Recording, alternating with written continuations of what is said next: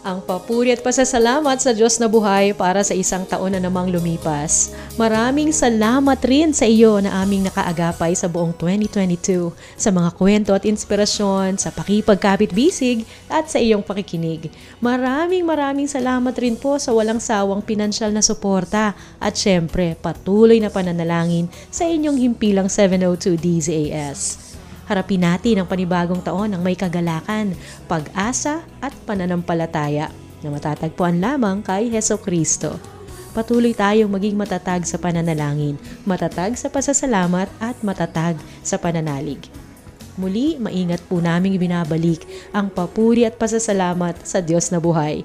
Katuwang lahat ng bumubuo sa 702 DZAS FEBC Radio TV dito sa Pasig City at sa Bukawi Transmitter Site.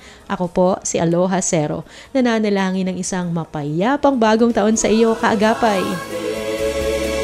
Sa kaitaas-taasan, natubuli, maging ang kalangitan, sa'yo magsilang Jesus.